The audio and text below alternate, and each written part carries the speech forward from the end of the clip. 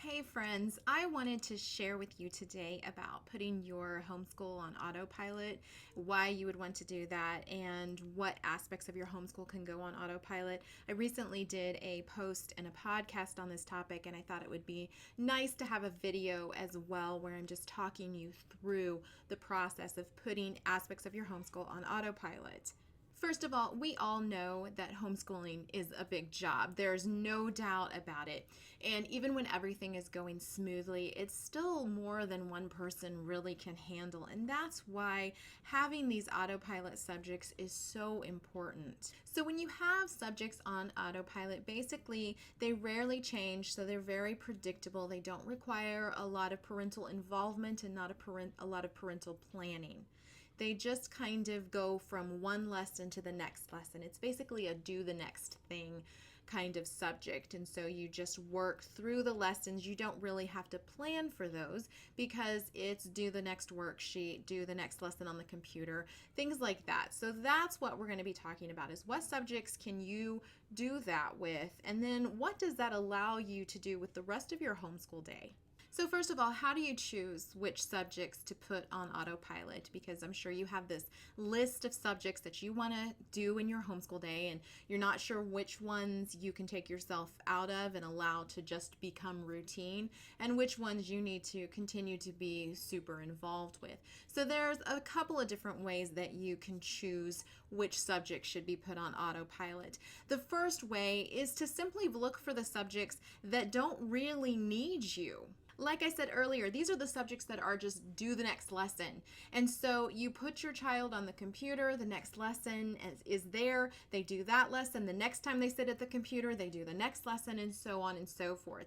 For instance of this would be teaching textbooks. That's what we use for math. And so it's all there. There's no grading that I have to do. I don't have to do any lesson planning. I don't have to check over anything. They just sit down at the computer. The next lesson is there. They listen to the teacher. They do the lessons. They move on, and that's it. And so I don't have to be involved in that. So that's an example of an autopilot homeschool subject. It basically does itself. Ways to accomplish this can be via computer or video or audio. It can also be in a co-op setting where somebody else is teaching your child, so you don't have to plan there because somebody else is already doing that for you. It's also workbooks and things like that where it's just the next page that you're doing. It doesn't require a lot of planning. Now, another way to choose which subjects need to go on autopilot is to simply choose the ones you don't like. And I know that sounds kind of crazy, but let's be frank here for a minute. There are subjects in your homeschool day that you don't really enjoy, and there's other things you'd like to be expending your energy on. So why not put those subjects on autopilot somehow, whether it be in a co-op setting or whether it be computer or video based or something like that. Put those things on autopilot so that you have time in your day and energy in your day to do the things that you really enjoy with your children. So for instance, if you don't really enjoy history, you might want to find a video curriculum that does that for you so that you have time to do more hands-on science lessons because that's what you actually enjoy. It frees up you as a teacher to expend that planning time and that energy in your homeschool day on the things that you actually enjoy as a teacher, and that is perfectly acceptable. So once you know which subjects you want to put on autopilot, you may be wondering, how in the world do I make this such a routine that it just becomes autopilot? Because obviously you can say, oh, that's an autopilot subject, and never quite get there with making it a routine that gets done automatically. So basically the way to do this is to be consistent. And I know that's one of those words that you go, ugh, but that really is the only way to do it. But hear me out here for just a second. So when I was first putting our homeschool on autopilot, because it was during a time in my life where it was basically morning sickness land and then newborn land over and over and over again, I needed my homeschool day to be very mindless in many respects. I needed to be able to just cycle through the homeschool day and actually get it done. So the way that I started this was by bringing all of the kids into the living room, and we would do Bible time and a read aloud. And then I would dismiss them to their individual subjects, and their individual subjects almost always went something like this: handwriting, math, phonics, science. That was the way it went, like every single day, to the point where I didn't have to write it down anymore. We just all knew the order that it was going to be done in. And in fact, most of my kids still do their schoolwork in that order because it has become second nature to us to do that. Now, the reason I brought everybody in for a morning time, I call it a morning time, but it was really a very simplistic morning time, was so that I had everybody gathered and I gave them a start. And so, like I said, that was story Bible and a read aloud. Now, there were times when I could not get the read aloud in, and I'll be frank, there were times when I couldn't get the story Bible in either because I was just too sick or life was just too chaotic, and they would just immediately go to their regular autopilot lessons. And that was just the way it needed to be during that season of my life. You really need to consider where you are in this homeschooling journey and where your family is and what circumstances they're dealing with currently, and that will help you decide which subjects to put on autopilot and how to do the autopilot. So you may need to have your autopilot subjects in the afternoon, or you maybe need to have them in the morning time and they need to be just the basics, and at this point in your life you're not going to have any extras. It's just going to be autopilot homeschool, and that's perfectly acceptable for a season. So the name of the game at this point is to simply do the next thing over and over in the same rotation. It needs to be a very similar rotation until the kids get it, until you get it, until it just becomes second nature. And that's the essence of autopilot homeschooling, is you do it without thinking. So it's always handwriting, math, phonics, science. Like I said, got it down to a science because that's something we have done over and over and over for so many years that nobody even really thinks about it anymore. Now, the essence of autopilot homeschooling is, of course, that routine. But if you ever add anything into that routine, expect a little bit of backlash and expect some hiccups along the road because, like I said, it's the next thing, the next lesson that you're doing that makes this work, where it just never deviates. It's always this lesson, then this lesson, then this lesson. However, if you add something in there, you're obviously kind of detouring a little bit. You're changing the memory path that your children have created, and you have to give that time and you will have to remind them. So initially, when you set up the order that you're going to be doing, you are going to have to remind them for a while until it's done over and over. You're going to have to consistently do it, and you're going to have to make sure that basically every day is the same. And then whenever you add a new subject in or something like that, you will also again have to remind your kids to make sure that they stay on track and in a forward direction. And the caveat to this is, do not add something to your routine shortly before you're going to have some major life circumstance that is going to require you to have an autopilot homeschool in place. So this would be like, are you getting ready to move? Are you getting ready to have a baby? Is somebody getting ready to move into your home, like a parent or grandparent or something like that? Don't try to change things up within a month's time frame of some major life circumstance like that happening. It will just fail miserably. So don't do that. Just wait to add those subjects in until you've established a new routine with whatever circumstance you're dealing with in your home. I know we've talked a lot about kind of abnormal circumstances in your homeschool when autopilot homeschooling is really all you can get in and you can just get the basics into your day. However, I do want to talk about what you can manage when you're kind of having one of those normal homeschool lives, whatever that means. And basically, what you do is you add in some extras to your life, and those extras are where the memories are made. You have some beautiful moments in your homeschooling journey based on those extras, and the extras are literally anything that's not autopilot that you want to fit into your day.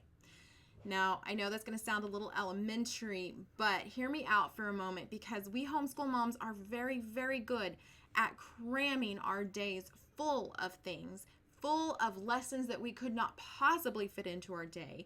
So we're going to kind of backtrack here and kind of ease into this idea of what you put outside of your autopilot homeschooling. You cannot fit in Latin and copywork and vocabulary and geography and history and science and zoology and nature walks and art study and all this stuff. You can't possibly fit that into one day.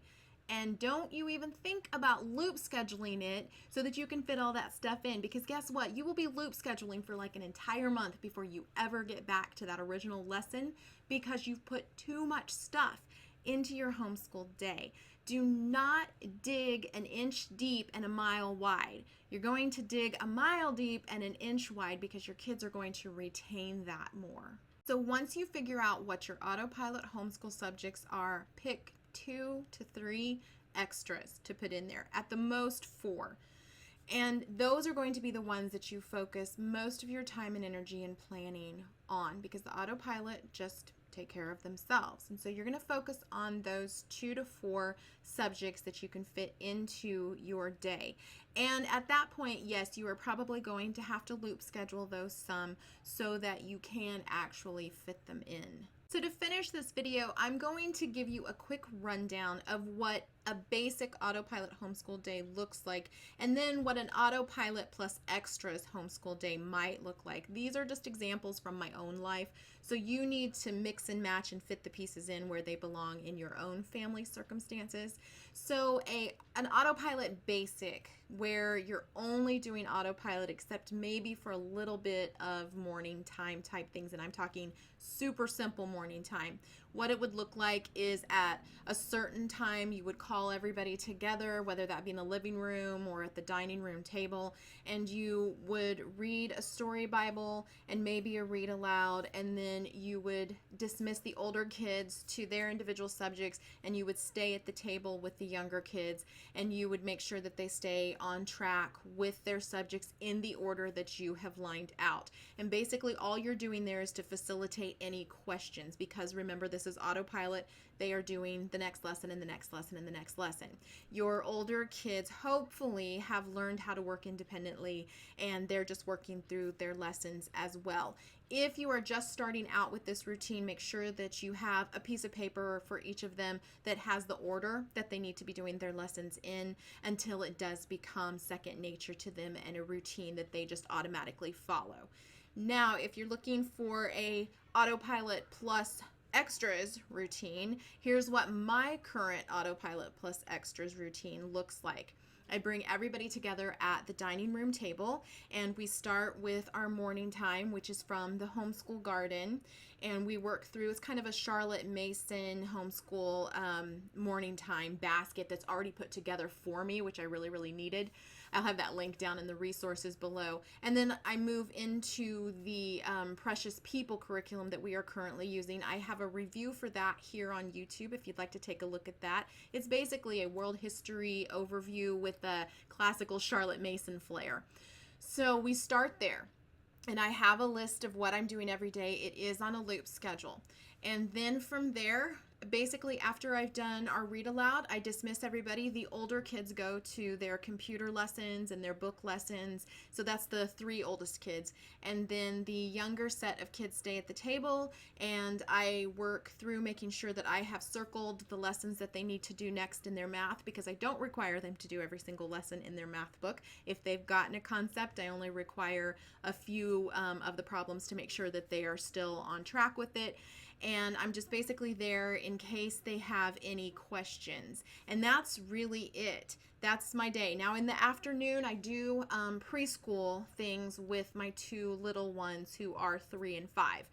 And that's just what the afternoon entails. I really don't do a whole lot more in the afternoon other than that, because typically we have a full morning and I am full on homeschool mom, and by the afternoon I need a break. So very occasionally we're doing, some pretty simple preschool type things in the afternoon. And that's it. I hope that you can see how having parts of your homeschool on autopilot really are a tremendous help to making sure that, number one, you get everything done, and number two, it just takes some of that stress of teaching off of you and the planning and all of that. Because really, be honest with yourself, you are doing everything, and you really can't keep up that pace for very long, or you will burn out.